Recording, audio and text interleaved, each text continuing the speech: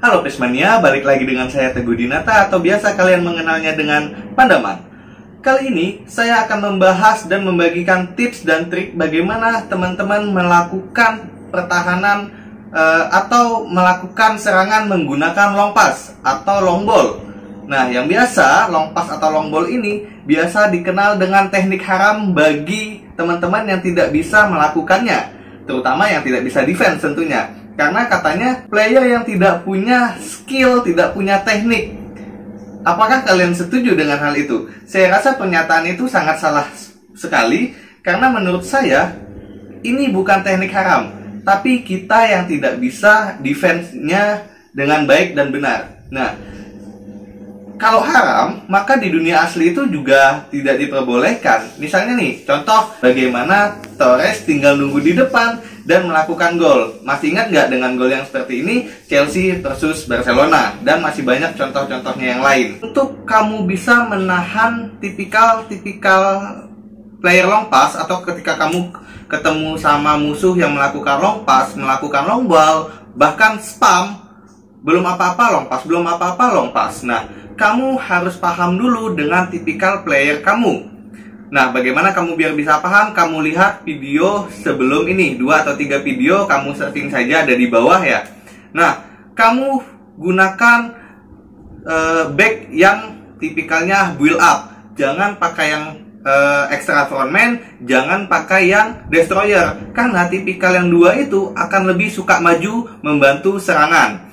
Atau serangan yang datang ke kita, maka tipikal destroyer itu akan langsung berusaha maju dan menutupinya. Nah, tapi kalau tiba-tiba lawan menggunakan long pass, maka backmu akan hilang di belakang. Jadi gunakanlah tipikal yang build up. Dimana tipikal build up ini bertipe dia suka menyemangati timnya dan dia tidak selalu suka maju ke depan. Lebih banyak bertahan pada posnya masing-masing. Begitu juga untuk fullbacknya, gunakan yang defensif. Nah, namun untuk kipernya, kamu gunakan tipe yang bersifat defensif. Bukan defensif, yang ofensif seperti De Gea, seperti siapa lagi, Casillas, seperti Ter Stegen. Nah, itu tipikal kiper yang akan maju ketika ada long pass. Nah, tapi hati-hati, terkadang juga mereka suka blunder karena suka maju. Jadi kita langsung saja lihat bagaimana cara defense-nya ya teman-teman. Kalau tadi kan kita sudah memilih tipikal kartunya, tips pertama. Nah, bagaimana kalau di gameplaynya? Nah, ini saya menggunakan tipikal CB Destroyer sebenarnya, si Puyol sebagai utamanya di game ini. Jadi sebenarnya balik lagi ke kamunya, bagaimana kamu bisa mengkontrol player kamu di lini bertahannya. Apakah kamu otomatiskan dia maju, atau kamu bisa meng-switch secara cepat biar player kamu ini tetap pada garis bertahannya. Jadi kita langsung lihat. Seperti ini teman-teman. Saya kehilangan bola dan langsung di long pass sama Pirlo ke depan. Nah, tapi meskipun saya pakai Puyol, saya bisa menahannya. Tutorialnya bagaimana? Seperti ini teman-teman, perhatikan. Ketika kita kehilangan bola, maka pada saat ini kamu langsung mundurkan player kamu yang aktif ya teman-teman. Seperti di layar tuh udah saya tandain. Nah, kemudian apalagi yang harus kamu lakukan setelah ini? Kamu lakukan hal ini. Nah, pada saat ini kursor kamu kan sudah auto pindah tuh ke CB yang Puyol tadi. Maka langsung kamu gerakan layar sebelah kirimu atau kursor analogmu ke belakang. Nah, seperti di gambar ini. Karena timing pada saat kamu memundurkan analog seperti ini sangat penting untuk menghalang tendangan long pass peran seperti Pirlo di depan sana. Nah, ini juga sama. Jika tertinggal seperti ini, maka kamu klik through atau tekan umpan kalau tidak salah di dalam bahasa Indonesia tombolnya sini. Maka si Bimu yang punya kaki panjang seperti Pandit seperti ini, maka akan langsung ngoper ke kipermu seperti itu ya. Dan seperti yang saya bilang tadi, gunakan kiper yang bersifat ofensif. Ini kebetulan saya menggunakan Oliver Kahn yang bertipe defensif, jadi dia tidak terlalu suka maju. Itu ya teman-teman. Nah, bagaimana untuk menghalaunya lagi? Selalu manfaatkan lebar lapanganmu seperti yang saya tuliskan di sini untuk menahan bola itu lama di kakimu dan player long pass itu tidak bisa serta-merta langsung ngoper ke bagian depan atau garis pertahananmu. Seperti itu teman-teman. Ini sangat penting. Semakin lama kamu megang bola, maka player long pass juga akan semakin susah untuk melakukan long pass. Tapi hati-hati, ingat juga harusnya semakin banyak kamu megang bola, maka semakin banyak kamu melakukan kesalahan. Oke teman-teman? Nah, perhatikan pola-pola seperti ini. Kalau bisa, manfaatkan lebar lapangan. Jangan biarkan dia menerima bola seperti ini nih. Jika kamu gagal menahan bola di kaki kamu, maka lawan akan melakukan hal seperti ini. Jadi hati-hati, apalagi bertipikal lawan ini punya striker, CMF seperti Pirlo, seperti Beckham. Hati-hati, dia akan melakukan hal seperti ini. Nah, langsung long pass ke bagian depan.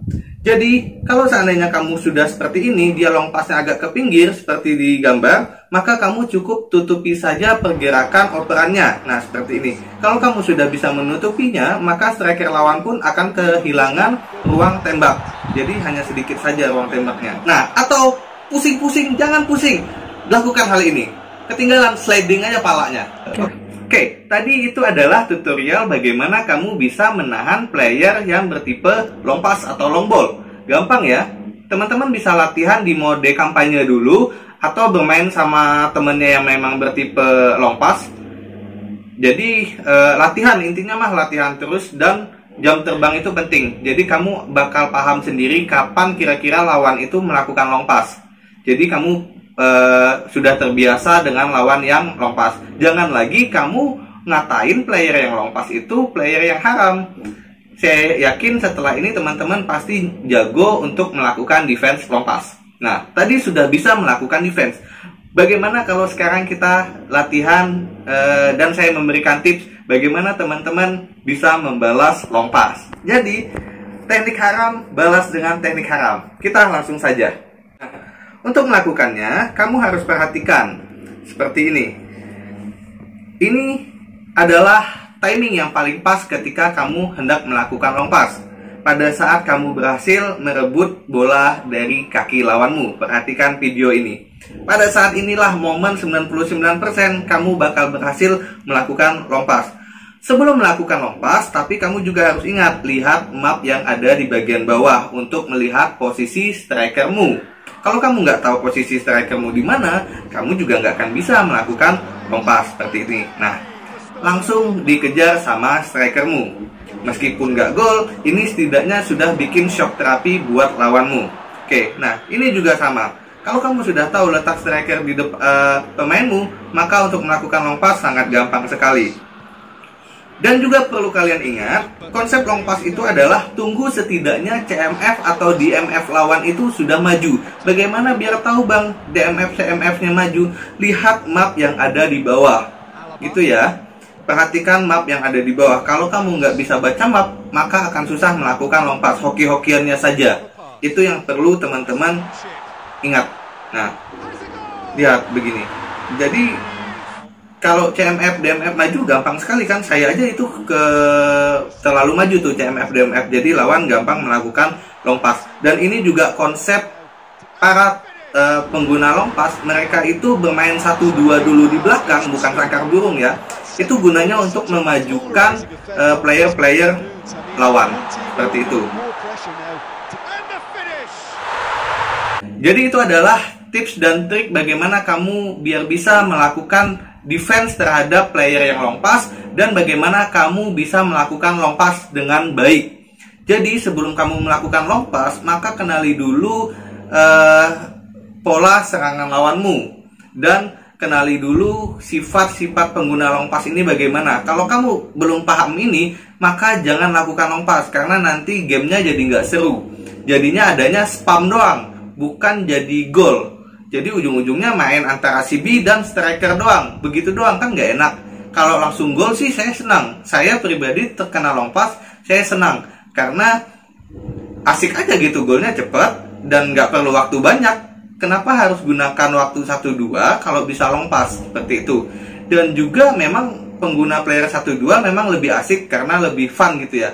Tapi di dunia asli pada saat turnamen sebenarnya internasional dan nasional banyak pengguna long pass. Jadi kalau kita tuh berpikiran yang penting menang. Kecuali long pass ini dilarang, seperti misalnya sangkar burung di belakang yang tidak mau nyerang. Nah, itu baru teman-teman jangan gunakan hal itu. Tapi selagi tidak dilarang, silakan dan lanjutkan. Tidak ada namanya teknik dan skill haram. Itu balik lagi kepada diri kita masing-masing mampu bertahan dari serangan tersebut atau tidak. Sekian dari saya, salam Pandaman.